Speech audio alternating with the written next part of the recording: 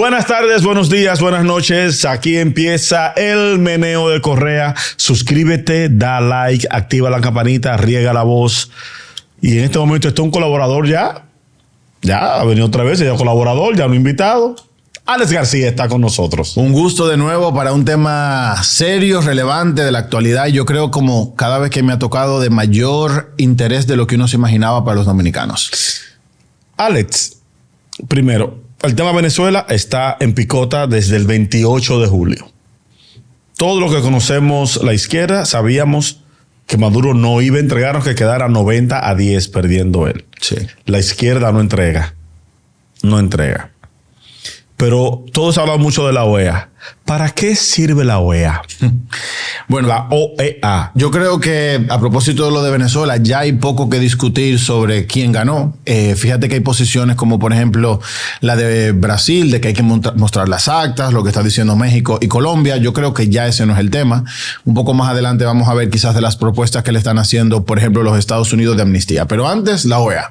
Yo creo que lo importante es qué le pedimos a cada organismo de acuerdo a sus competencias. Una historia breve. La OEA es el organismo regional más antiguo del mundo. O sea, antes que cualquier organismo regional surgió la OEA, 1889, la Conferencia de Washington, pero es en 1948 cuando realmente la ONU y todo eso. Cuando se articula, y 1951 entra en vigor. Pero fíjate que en el contexto en el que surge es finales del siglo XIX. Inicios del siglo XX, y sus competencias y sus objetivos son muy específicos, 3 en específicos: garantizar la soberanía e independencia de los países, evitar los conflictos entre los países, sobre todo entre los países interamericanos, y asegurar la democracia, pero sin injerencia de otros países. Que ninguno de los 3, de acuerdo a eso, ninguno de los 3 la cumple. Entonces, en ese sentido, pero recordamos que las competencias de la OEA es un organismo político y diplomático, al cual podemos pedirle soluciones políticas y diplomáticas. Fíjate que, por ejemplo, hay mucha gente que dicen, ¿por qué la OEA no envía una misión? Porque no tiene esa competencia. Algo distinto ocurre con la ONU. Pero quizá para entender un poquito qué puede hacer la OEA, hay que entender cuáles son sus límites. Es un órgano político que reúne a los 35 países independientes de América, ahora 34 porque Cuba está suspendida, y sus competencias son políticas. La idea esencial es, mira, vamos a evitar que entre los países de América se enfrenten, peleen, que no haya injerencia de extracontinental en eso, y después, últimamente, la defensa de la democracia y los derechos humanos, pensando en que la OEA ha sido reformada 4 veces, ha tenido 4 reformas institucionales. Y quizás tocar una cosa muy importante de relevancia es la firma de una cosa que se llama la Carta Democrática. La Carta Democrática es una carta en la que se pusieron de acuerdo los estados en que tenían que asegurar los mínimos para la representatividad de los gobiernos, o sea, que un presidente sea representativo cada cierto tiempo, y después que la democracia institucional se mantenga. Pero fíjate que tiene unos límites. ¿Cuáles son los límites que tiene la Carta Democrática o qué puede hacer la OEA? Primero, son 3 pasos. Primer paso, lo que se llaman las diligencias. Cuando hay una ruptura del sistema democrático, hacer todos los movimientos diplomáticos para asegurar eso. Segundo paso, pedir que haya nuevas elecciones con observaciones internacionales. Tercer paso, suspensión de la OEA. Esas son las competencias que tiene. Entonces, claro, a veces yo creo que le pedimos a los organismos cosas que los organismos no pueden. ¿Por qué la OEA estuvo involucrada en la invasión norteamericana del 65? Sí. ¿Por qué en el 65 sí y en otras posiciones no? Claro, fíjate que lo que hizo la OEA en ese momento es articular. Una de las competencias que tiene es evitar los conflictos entre los estados. Entonces, en caso de que haya un conflicto, articula las fuerzas de otro estado para que actúen en defensa de un estado. Pero fíjate que eso en el 65 no había alguna de las reformas que se hicieron posteriormente, como la reforma de Panamá, que evita la intervención directa en otros asuntos de la manera militar. O sea, el ala militar de la OEA ya no existe. Que sí existe, por ejemplo, en la ONU, de acuerdo al Consejo de Seguridad. Ok. ¿Qué puede hacer ese organismo que para muchos, y perdona, tú que eres diplomático, un especialista, para muchos la OEA no funciona? Sí. Yo soy lo que entiende que no funciona. Sí. A la OEA, igual que le pasa a otros organismos multilaterales, también podemos pensar en la ONU, llegó como que cumplió un ciclo vital, cumplió un momento histórico en el cual tuvo una función específica, pero ahora en otro momento histórico la gente incluso pide otra otra actuación. Porque fíjate, el límite de dos límites esenciales, dos límites que tiene la OEA. Primero límite que tiene es el límite político. De los 34 países, para que cualquier cosa se apruebe, tienes que tener 24, que fue lo que acaba de ocurrir cuando se le quería ahora pedir a Venezuela que mostrara las actas. 24. Sí, que públicamente Lula... Sí. Petro, AMLO no tanto, dijeron una cosa y a la hora de votar hicieron otra. Sí. Y que debilitando el organismo. Entonces, claro, porque lo mismo que ellos están pidiendo fuera era lo mismo que estaba pidiendo el organismo. Yo creo que ellos lo hicieron. Yo pido en mi casa, digo, un arroz con pollo, y llevo arenque. Sí. Ahí se debilitó bastante. Mucha de la gente se cuestiona por qué. Hay gente que dice, bueno, lo que pasa es que ellos quieren mantener la posición que tienen ahora de negociadores. Eso es lo que querían. Sinceramente, no fue la mejor posición, porque en ese momento lo que hacía falta es que la comunidad internacional empuje. Pero les decía, la comunidad internacional tiene unas competencias y ahora llegan los límites esos organismos multilaterales. En la OEA tiene que ser 24 de 34 para acciones fuertes. Entonces tiene un límite. Y después otro límite que nos ha dado la realidad, lo mismo que pasa con la ONU, es la fuerza. Cuando el derecho, y eso pasa en derecho interno, yo lo digo mucho, cuando el derecho no está apoyado con la coerción, lastimosamente depende de la buena voluntad. Entonces, claro, si ahora mismo la OEA quiere hacer cosas, puedes decir, bueno, pues vamos a aislarlo. Quitamos a Venezuela de la OEA. ¿Qué puede lograr? Realmente se aplicó, por ejemplo, a Nicaragua. Y eso siempre va a depender de la buena voluntad de los gobernantes. Si tú tienes un gobernante que quiere el bien para su país, evidentemente no quiere estar aislado. Y dice, no, mira, aislarme implica el sufrimiento para mi población, implica una ruptura del comercio y demás. Pero si a ti no te importa tu pueblo, si tú estás dispuesto a pagar todo lo que eso conlleve, el aislamiento no te sirve de nada. ¿Quiénes están aislados? ¿Cuba, Nicaragua?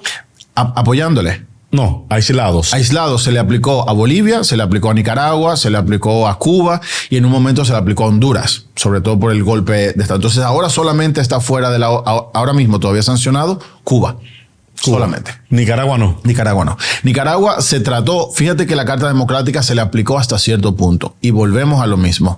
Para que la Carta Democrática se aplique a su totalidad necesita el apoyo total de los estados.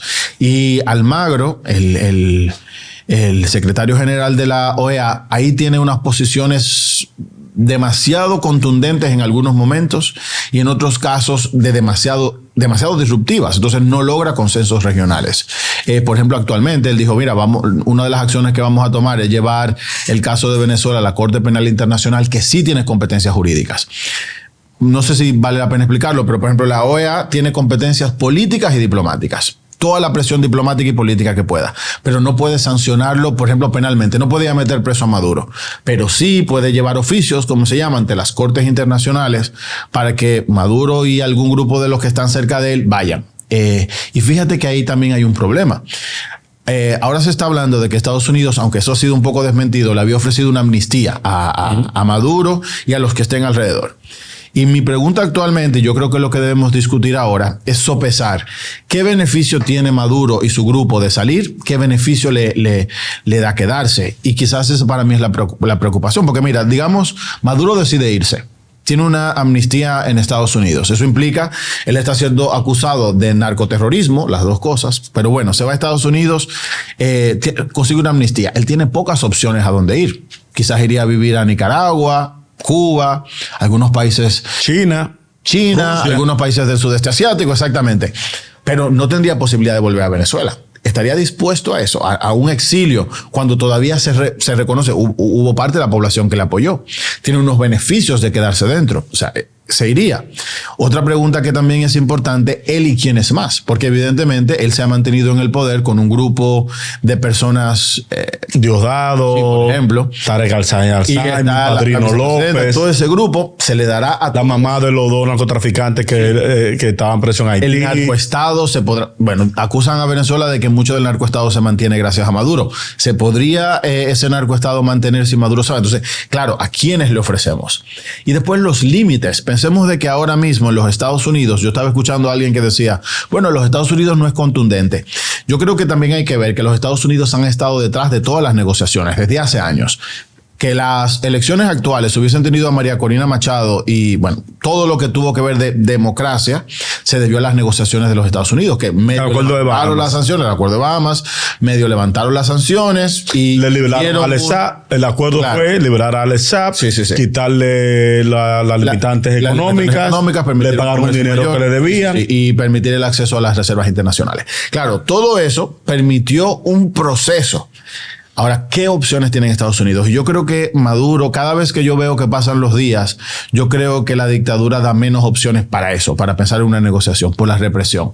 Y fíjate que, por ejemplo, hay elecciones en los Estados Unidos. No creo que vaya a haber una posición contundente en el momento actual. Biden no tomará una decisión contundente y yo creo que se va a jugar a eso, a ver qué se puede dilatar en el proceso, porque mientras tanto se enfría la cosa y Maduro tiene más poder de negociación. Una ocupación o una intervención militar no creo que sea una opción, no, de ninguna parte. Y se está jugando eso. La transición es en enero. También la transición en Estados Unidos en enero. Y yo creo que se está jugando a eso mientras se está haciendo un uso represivo impresionante. Si gana Trump, ¿puede cambiar esa...? No, Trump jugó a las sanciones. Pensemos que en el gobierno anterior lo que hizo Trump fue sancionar lo más posible y tratar de estrangular la economía, pero eso lo acercó a China y a Rusia. O sea, ya nos dimos cuenta de que las sanciones no es el mejor modo. ¿Por qué? Porque lo acercó a Rusia. Hay otro lado que está dispuesto a pasarle la mano. Y fíjate que lo único que ha dicho China es, China no se mete en los asuntos internos de los estados. Siempre y cuando el gobierno sea legítimamente reconocido, fíjate que ni siquiera en las actas se metió. Es como, bueno, ya hay un gobierno, nosotros negociamos con quien esté ahí. Rusia sí reconoce a Nicolás Maduro. Entonces, claro, Estados Unidos presiona, la comunidad internacional por este lado presiona, ¿qué puede pasar por el otro lado? Y después los países que están alrededor, ¿qué beneficios y qué pueden hacer? Por ejemplo, uno de los grandes afectados es Colombia. Y a Colombia, a Petro, le interesa mucho la estabilidad. Y fíjate que él ha jugado un papel muy mediador. Y yo pienso en sus intereses internos. La migración, eso es muy importante. Pero también los acuerdos de paz. Los acuerdos de paz, con el ELN sobre todo, se están haciendo en base a la amistad con Venezuela. Romper con Venezuela implicaría que uno de sus pilares fundamentales desaparezca. A Lula tiene Lula yo creo que más que la migración es un problema como de sentir una hegemonía regional y algo interno, ¿no? Como el jefe de las izquierdas latinoamericanas, pero fíjate que él es el que ha impulsado quizás el mayor diálogo porque tiene una relación directa con Maduro. México es, yo creo, la gran cuestionante. ¿Qué tiene México? Yo creo que México es por la transición actual. O sea, tenemos un presidente que se va, tenemos una presidenta que entra y es muy importante. Que es del fin de él. Claro que pero es muy importante esa transición, la relación que tienen con Estados Unidos. Eso es muy importante. Entonces, por eso ellos han jugado a la neutralidad. Ellos, de hecho, lo que dicen, mira, nosotros no decimos ni que sí ni que no. Decimos que se muestren las actas. Eso es una posición de neutralidad realmente. No ha tomado ninguna posición directa. Y las derechas de América, o en general, o los gobiernos más de derecha, ya sabemos que han tomado una posición fuerte. Países más contundentes, Perú, sabemos, y Costa Rica. Costa Rica ya reconoció a Edmundo González Urrutia como presidente y, de hecho, ha roto relaciones diplomáticas. Lo mismo Perú. Pero otros países, como República Dominicana, tenemos una posición más neutra. No tenemos embajador allá. No tenemos embajador desde el 19. Y ellos no tienen embajador aquí. Sí, pero nosotros no es nuevo. Nosotros no tenemos embajador desde el 19. Pero no hemos roto relaciones diplomáticas. No se suspendieron. O sea, nosotros preferimos... Están dejados, pero están divorciados. República Dominicana prefiere el término suspensión, porque de hecho, si las rompemos... Cuando pase esta coyuntura, volver a hacerlo implica nuevas negociaciones y empezar de cero. Así que nosotros decimos no se han roto, están suspendidos. Y las negociaciones habría que incluir lo de la casa de Venezuela que no fue... La embajada. La embajada. Sí, se suponía que la casa que fue donada por el gobierno dominicano a Venezuela, un costo de 5 o 6 millones de dólares, había que buscar una casa de precios similares en Venezuela. Y Chávez nunca se hizo el chivo loco. Chávez se hizo el chivo loco. Para no resolverle eso a Hipólito. Pero eso no ha pasado en varios países. Nosotros también... ¿no ha engañado a otros países? No, lo que pasa es que las sedes... yo no digo engañado. Yo digo que las sedes diplomáticas siempre son un tema a tratar importante. Porque claro, pensemos por ejemplo en La Habana. la República Dominicana tenía una sede muy importante y muy bonita en La Habana al inicio de la revolución, que la perdió. Entonces hemos tenido que hacer algunas negociaciones para equilibrar. Fue nacionalizada. Fue nacionalizada. Entonces hemos tenido que hacer se perdió para hacerlo bonito. Hemos tenido algunas negociaciones para que eso se dé.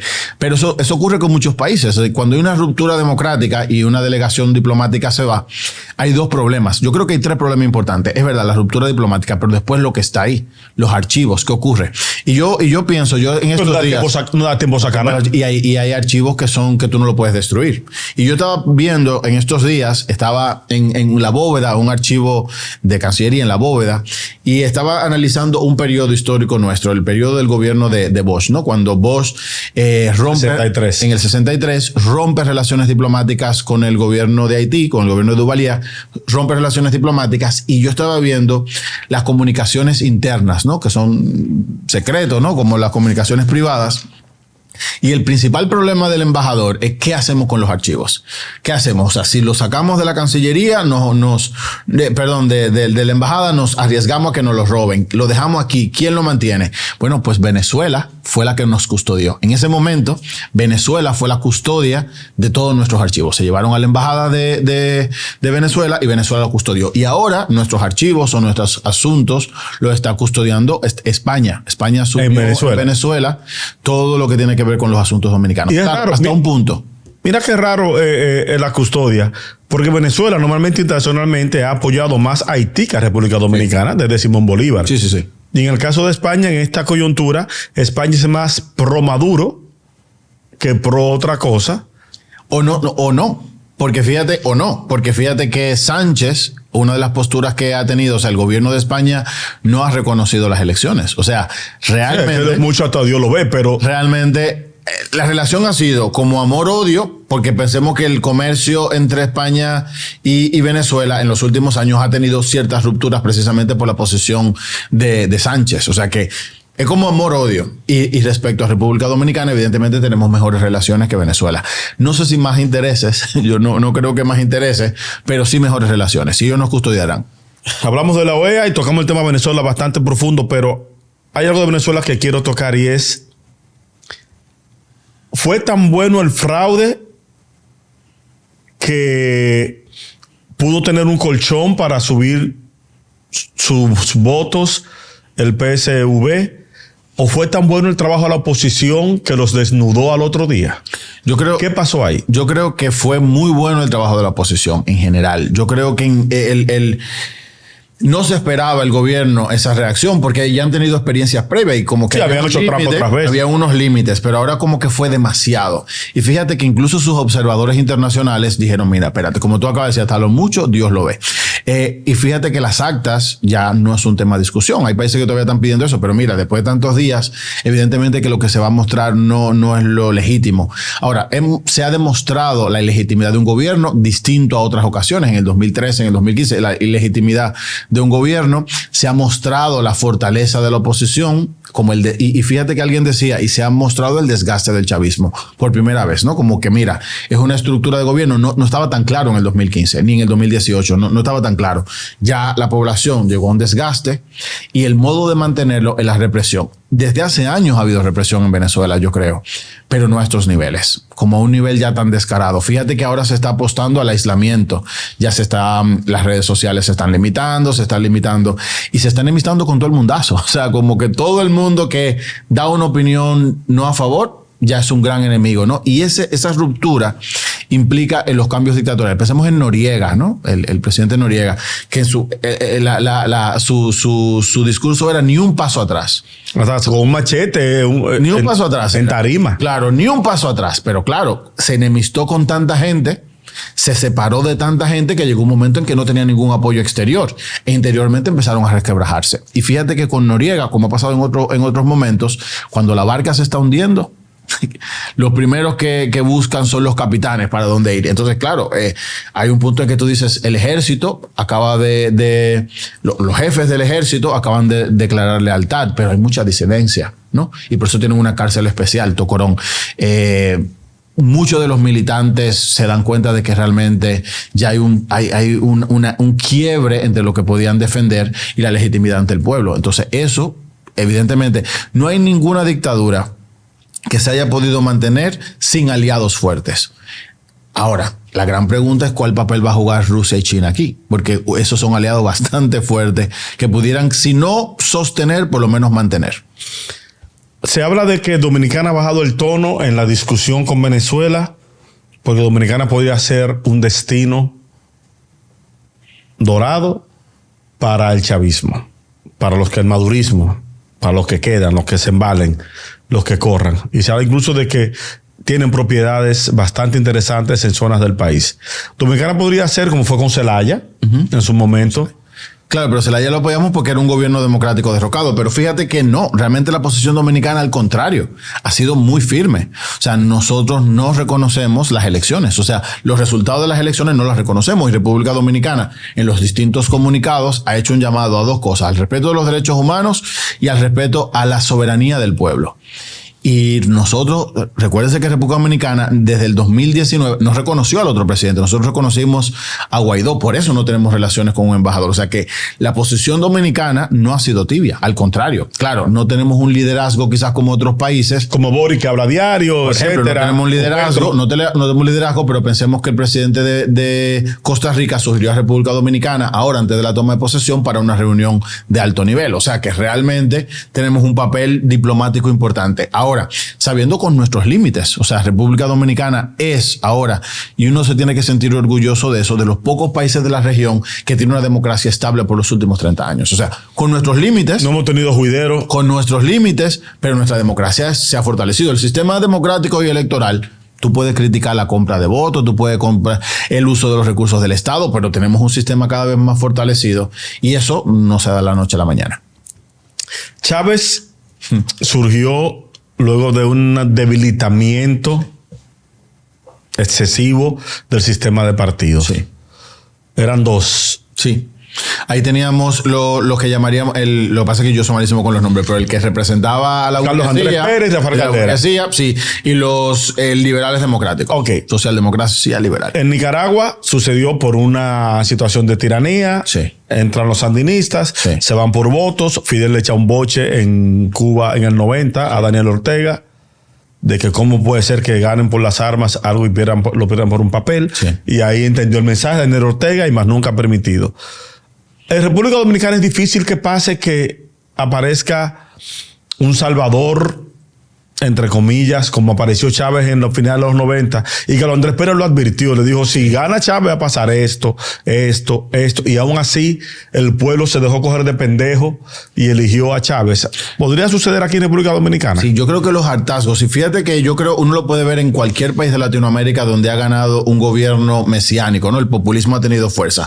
Ha sido una ruptura en la esperanza del pueblo de las estructuras democráticas funcionales y de las propuestas de derecha. Eso igual que en Argentina o lo que pasó en México también. O sea, como se hartaron de eso y volvieron ahora. Ahora yo creo que la República Dominicana está en una condición distinta por el último gobierno. Fíjate que al final del gobierno pasado estábamos en una situación crítica donde la gente estaba dispuesta a cualquier gobernante que le ofreciera cierta estabilidad. Nosotros tenemos tres ventajas. La primera ventaja es que tenemos muchos años de estabilidad económica sostenida. Si bien tenemos un gran problema de desigualdad, la estabilidad económica es real. O sea, y la gente rara vez se revela cuando hay una estabilidad económica y social. Rara vez. Entonces, actualmente los mesianismos no tendrían mucho sentido porque la gente tiene medianamente lo que un mesianismo le pudiera ofrecer, ¿no? Tú estás pasando hambre, están las tarjetas, lo que sí o qué. Pero pensemos que en la República Dominicana, y eso es siendo honesto, o sea, sin alabancionismo de nada, los últimos gobiernos han reducido sustancialmente la pobreza extrema. O sea, en República Dominicana hay pobreza, sí, pero por la desigualdad, pero la pobreza extrema está casi, si no erradicada, es muy baja. Entonces, cualquier mesianismo tendría un caldo de cultivo muy bajo. Pensemos, por ejemplo, en las últimas elecciones, el cobrador. Un 4%. Sacó un 4%, pero fíjate que sus propuestas no eran tan radicales. Sus propuestas eran simplemente contra la corrupción, contra favorecer, pero en ningún caso era vamos a destruir el sistema político, social y económico que tenemos. Porque no hay un arraigo. O sea, ¿qué tú quisieras destruir de aquí? Ah, bueno, una mejor distribución, pero desde una base que tenemos. Y por eso tú ves la gente discutiendo que se suba el salario, que se mejore las condiciones laborales. Todo eso pero a nadie, por lo menos actualmente, se le ocurre romper toda la estructura que tenemos, como sí ha ocurrido en esos países revisionistas, por decirlo así. Gracias, eso me da paz, porque yo no sé, a mí me da pena. Sí. Cuando veo la situación que está pasando los hermanos venezolanos y la situación cubana, sucede mucho.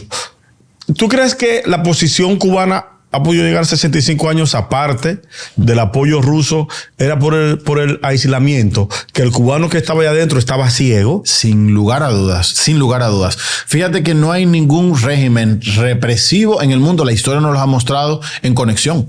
O sea, como que todo Corea del Norte está aislado. Todos los regímenes China está aislado. Todos los regímenes represivos. Y pensemos en República Dominicana. Cuando yo el otro día estaba viendo un documento, igual en documentos de Cancillería, en la República Dominicana, el promedio de dominicanos que se le permitía salir con visa durante la dictadura eran 62 por año.